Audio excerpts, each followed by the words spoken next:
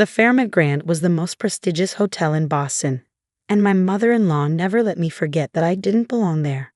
Margaret Sterling, the Queen of Hospitality as the society pages called her, had built her empire from a single inherited hotel into a chain of 15 luxury properties, and she hated that her precious son Andrew had married someone like me.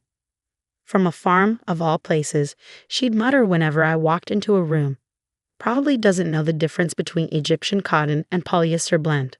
If only she knew I put myself through Cornell's hotel management school by working 3 jobs. If only she knew about the business degree gathering dust while I tried to prove myself worthy of the Sterling name." But Margaret didn't care about degrees or experience. She cared about bloodlines and social connections. The Fairmont Grand has hosted presidents and royalty, she reminded me daily. We can't have someone with rural sensibilities representing us.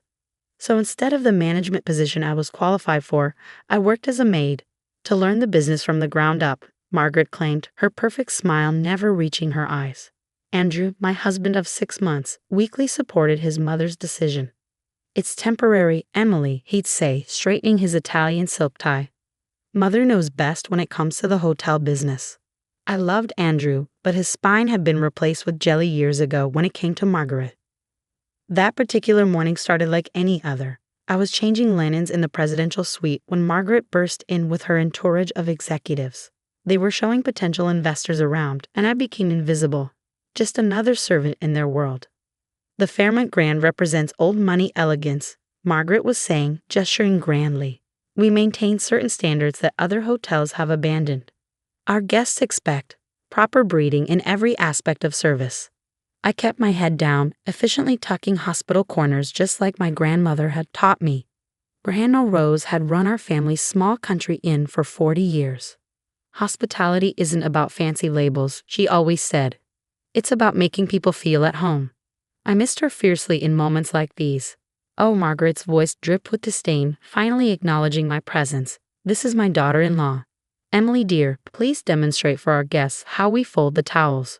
Show them what you learned on the farm." The investors chuckled politely.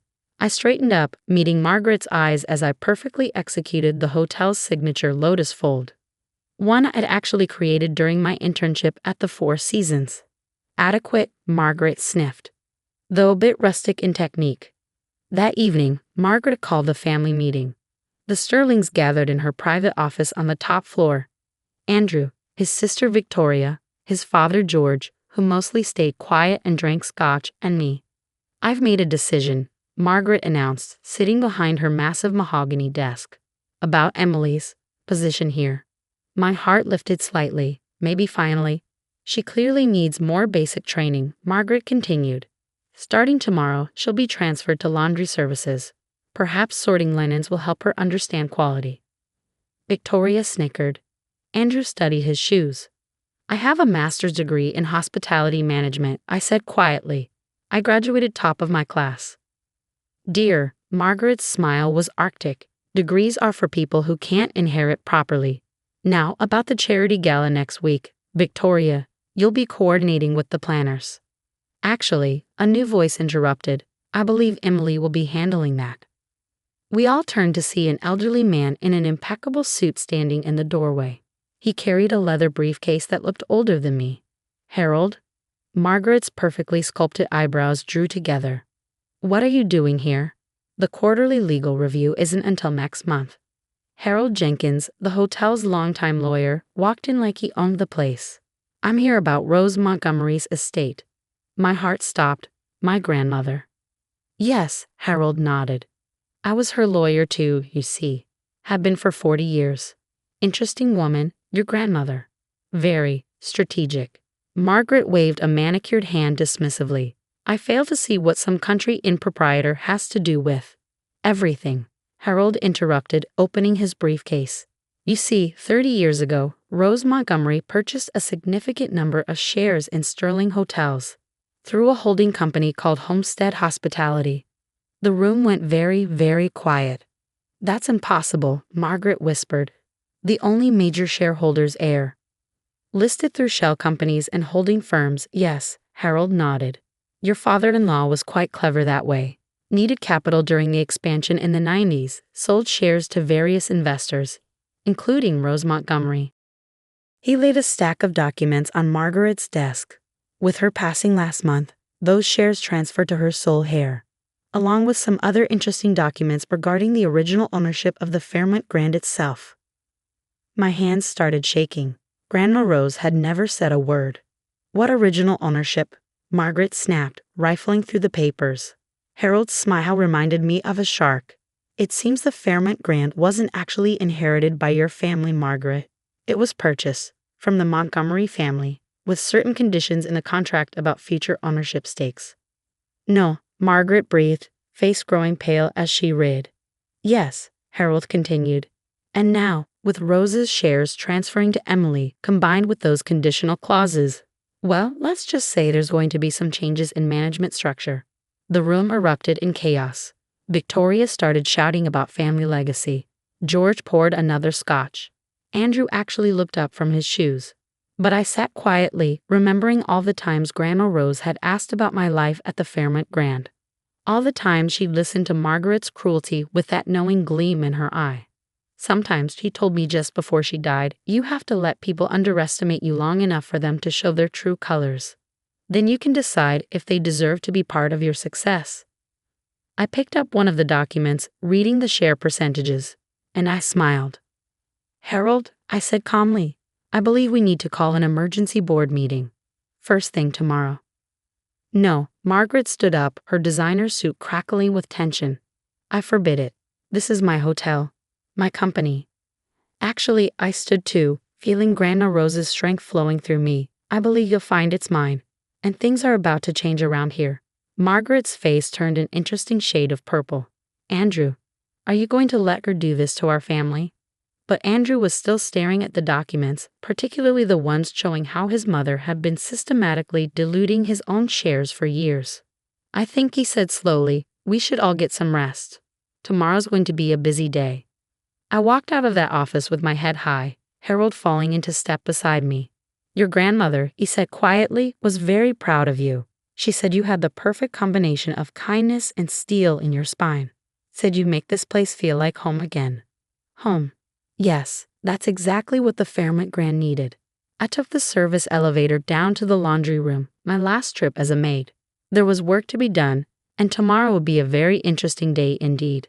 I arrived at the Fairmont Grand early the next morning, before the sun had fully risen over Boston's skyline. The night manager did a double take when I walked through the grand lobby in a tailored suit instead of my maid's uniform. Good morning, James, I said warmly. He'd always been kind to me, sneaking me coffee during my long shifts. Could you please make sure the Jefferson boardroom is ready? We're having an emergency meeting at 8. Of course, Miss Sterling, he stammered, then caught himself. I mean Mrs. Montgomery Sterling. I smiled. Emily is fine. We're all family here. The board members started arriving at 7:45. Most I recognized from my days cleaning their offices, though they'd never noticed me. Margaret swept in at 7:59, wearing what I recognized as her battle armor, a blood-red channel suit and pearls the size of marbles. This is ridiculous, she announced to the room. My daughter-in-law is having some sort of mental break. Clearly the pressure of hotel life has been too much for her. Rural sensibilities. Harold cleared his throat. Actually, Mrs. Sterling, if you'll take your seat, we have some rather important business to discuss. The next hour was a masterclass in legal precision.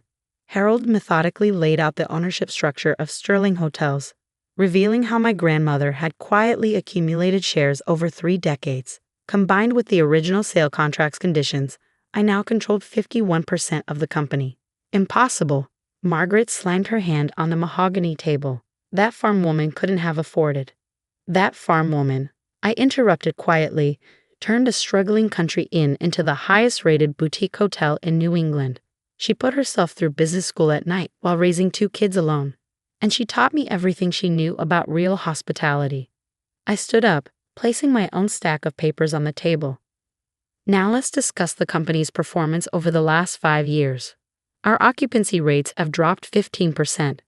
Customer satisfaction scores are at an all-time low. Staff turnover is triple the industry standard.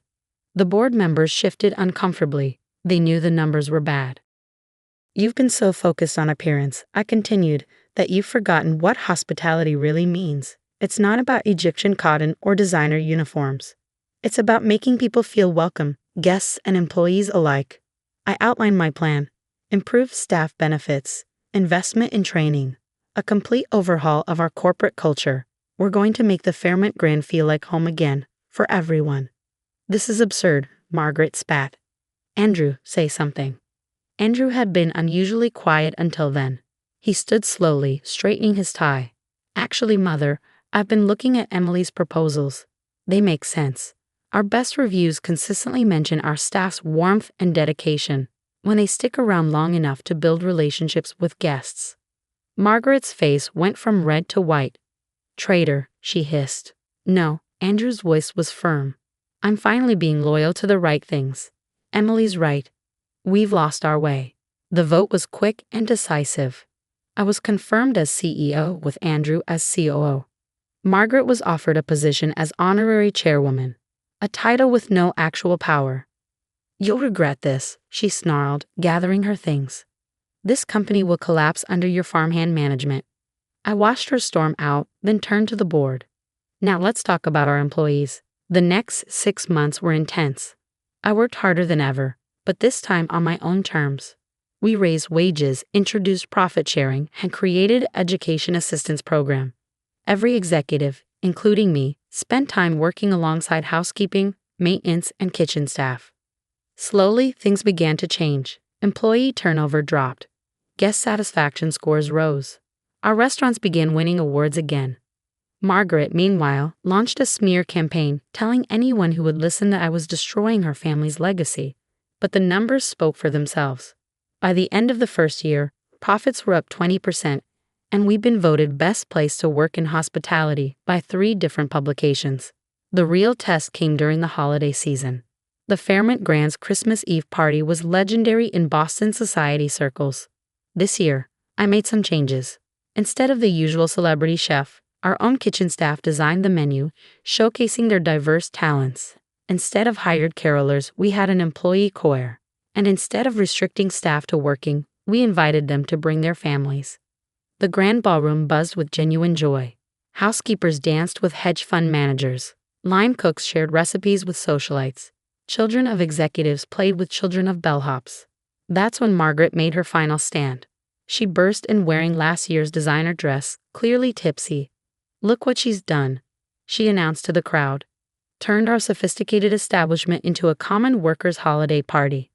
The room fell silent. I started to speak, but Andrew beat me to it. Mother, he said clearly, look around. Everyone is happy. The hotel is thriving. Emily hasn't destroyed our legacy, she's made it better. By turning it into a charity house, Margaret sneered. No, came a deep voice. By turning it back into what it was always meant to be. Harold stepped forward, holding an old photograph. In it, a much younger Margaret stood with her father-in-law, Andrew's grandfather, in front of the hotel. Your father-in-law, Harold said quietly, started as a bellhop here when it was owned by the Montgomerys. Rose's father gave him a chance, promoted him, mentored him. That's why he made sure Rose could buy shares later, to honor that legacy of opportunity. Margaret stared at the photo, something crumbling in her perfect facade. You've forgotten, I said gently, that true luxury isn't about excluding people. It's about making everyone feel special. She left quietly after that. Last I heard, she'd moved to Palm Beach. A year later, we opened our first new property, the Rose Montgomery Inn at the Fairmont Grand, a boutique hotel within a hotel, offering the warm, personal service my grandmother was famous for at luxury scale. The original inn back home, we kept it exactly as it was, down to the handmade quilts on every bed. I still go there sometimes to remind myself where I came from. Andrew and I are stronger than ever. Turns out he has a spine of steel when he's not being manipulated. He runs operations while I handle strategy, and we make a great team. Last week, I made my final peace offering to Margaret. I offered her a job, not as a figurehead, but as a genuine employee. Start in housekeeping, I suggested. Learn the business from the ground up, like you once made me do. She didn't accept, of course. But her silence was better than her previous attacks. Yesterday, I found a young woman crying in the staff room. She'd been berated by a wealthy guest and was sure she'd be fired. "Come with me," I said, helping her up. I took her to my office, still the same one Margaret once ruled from. But now the walls hold different photos. Staff celebrations, guest thank you notes, the original inn where I grew up. "Let me tell you a story," I said, "about my grandmother and what she taught me about hospitality. Because sometimes the best revenge isn't about getting even. It's about making things better than they ever were before." And somewhere I know Grandma Rose is smiling.